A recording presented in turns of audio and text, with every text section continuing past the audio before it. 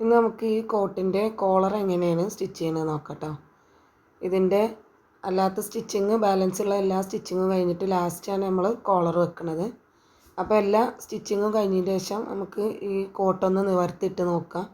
എന്നിട്ട് അതിൻ്റെ കറക്റ്റ് നെക്കിൻ്റെ നമ്മൾ മടക്കി അടിക്കാൻ ഫ്രണ്ടിലൊന്ന് മടക്ക് വരാൻ വേണ്ടിയിട്ട് സ്റ്റിച്ച് ചെയ്ത ഭാഗം ഉണ്ടല്ലോ, അത് കഴിഞ്ഞിട്ടുള്ള ഭാഗത്തെ അളവ് എടുത്തിട്ട് വേണം നമുക്ക് ഇതിനുള്ള ക്യാൻവാസ് കട്ട് ചെയ്യാൻ. അപ്പോൾ ഈ ഭാഗം അങ്ങോട്ട് കഴിഞ്ഞിട്ട് ഈ മുകളിലേക്ക് സ്റ്റിച്ച് ചെയ്യാൻ വേണ്ടിയിട്ട് ഒരു അരയിഞ്ച് നമ്മൾ ഇട്ട ഭാഗം ഉണ്ടല്ലോ, ആ രണ്ട് ഭാഗവും കോട്ടിൻ്റെ ബാക്ക് ഭാഗം കൂടി നമുക്ക് കറക്റ്റായിട്ടൊന്ന് ഇങ്ങനെ പിടിക്കുക.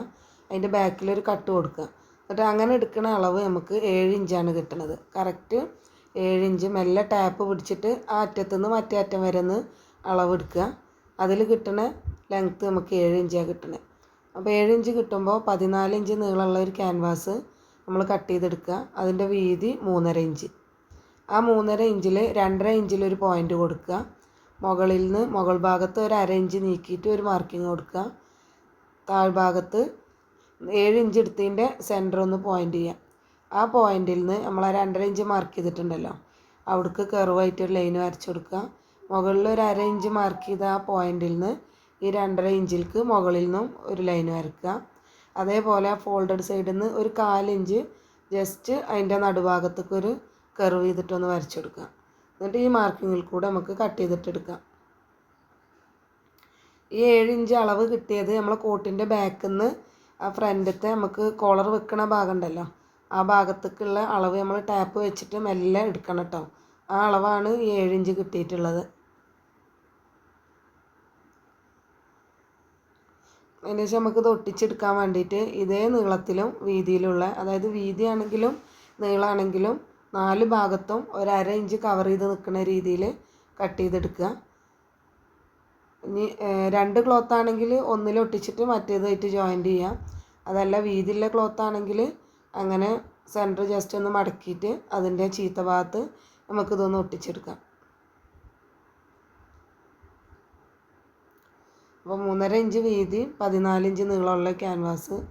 അപ്പോൾ അതിന് നമുക്കൊരു 16 ഇഞ്ച് നീളം ഒരു 5 ഇഞ്ച് വീതിയുള്ള ഒരു ക്ലോത്ത്, 2 ക്ലോത്ത് എടുക്കാം. അതിൻ്റെ ശേഷം നമുക്ക് ഈ കർവായിട്ടുള്ള ഭാഗം ഉണ്ടല്ലോ, ആ ഭാഗം അടിഭാഗത്തൊന്ന് ജസ്റ്റ് സ്റ്റിച്ച് ചെയ്തെടുക്കുക. ഒന്ന് ഈ മുകളിലുള്ള ക്യാൻവാസ് ഒട്ടിച്ച ഭാഗം നമ്മൾ ആ കർവുള്ള ഭാഗം ജസ്റ്റ് ഒന്ന് ക്യാൻവാസിൽ സ്റ്റിച്ച് ചെയ്തെടുത്തു.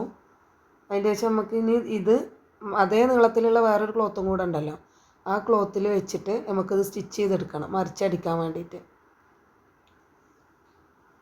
അപ്പോൾ ആദ്യത്തെ ഭാഗം മടക്കി വെച്ചിട്ടുണ്ടല്ലോ ഒരു ക്ലോത്തിൽ ക്യാൻവാസ് ഒട്ടിച്ച ഭാഗം, അതിനേക്കാളും ഒരു 1/2 ഇഞ്ചോ 3/4 ഇഞ്ച് വേണമെന്നില്ല, 1/2 ഇഞ്ച് കൂടുതൽ വേണം താഴത്തെ ക്ലോത്ത്. അപ്പോൾ ഈ 2 സൈഡിൽ നിന്നും ഇപ്പോൾ നമ്മൾ മാർക്ക് ചെയ്യുന്ന ഭാഗം ഉണ്ടല്ലോ, ഈ ഭാഗത്ത് കൂടെ ഇങ്ങനെ നമുക്കൊന്ന് സ്റ്റിച്ച് ചെയ്തെടുക്കാം. ഒരറ്റത്തുനിന്ന് ആ എക്സ്ട്രാ വന്ന ക്ലോത്തിൻ്റെ അറ്റത്തുനിന്ന് സ്റ്റിച്ച് ചെയ്യൽ തുടങ്ങിയിട്ട് ഒരു സൈഡിൽ നിന്ന് ഇങ്ങനെ കൊടുന്ന് മറ്റേ ഭാഗത്ത് കൂടെ കൊടുന്ന് അതിൻ്റെ മറ്റേ സൈഡിൽ കൂടെ പുറത്ത് കിടക്കുക, സ്റ്റിച്ച് ചെയ്തെടുക്കുക. എന്നിട്ട് അതിൻ്റെ 2 കോർണർ സൈഡും ഓരോ കട്ട് കൊടുക്കുക. എന്നിട്ട് അതൊന്നും മറിച്ചിടുക. ഇങ്ങനെ നമ്മൾ സ്റ്റിച്ച് ചെയ്തിട്ട് മറിച്ചിടുമ്പോൾ അത് ഇതുപോലെ ഉണ്ടാവും.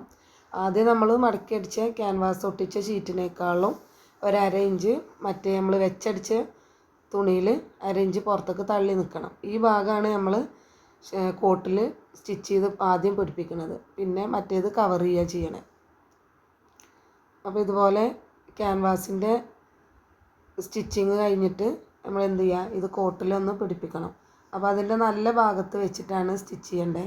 ബാക്കിലെ കോട്ടിൻ്റെ ബാക്ക് പോർഷൻ ഉണ്ടല്ലോ, അതിൻ്റെ സെൻറ്റർ മാർക്ക് ചെയ്തിട്ട് അതുപോലെ തന്നെ ക്യാൻവാസിൻ്റെ സെൻറ്ററും കൂടി മാർക്ക് ചെയ്തിട്ട് രണ്ടും ഒരുമിച്ച് വെച്ചിട്ട് വേണം നടുഭാഗത്ത് നിന്ന് സ്റ്റിച്ച് ചെയ്ത് തുടങ്ങാൻ.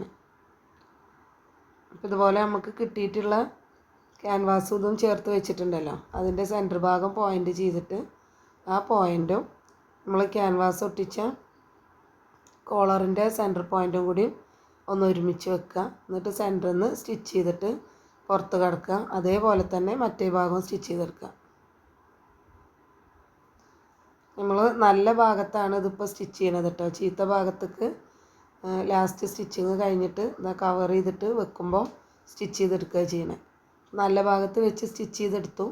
ഇനി അത് നമുക്ക് ബാക്ക് ഭാഗത്തേക്ക് മെല്ലെ ചുളിവൊന്നും വരാത്ത രീതിയിൽ കൈ കൊണ്ടൊന്നും ഇങ്ങനെ തട്ടി കൊടുത്തിട്ട് ഫുള്ളായിട്ട് സ്റ്റിച്ച് ചെയ്തെടുക്കാം.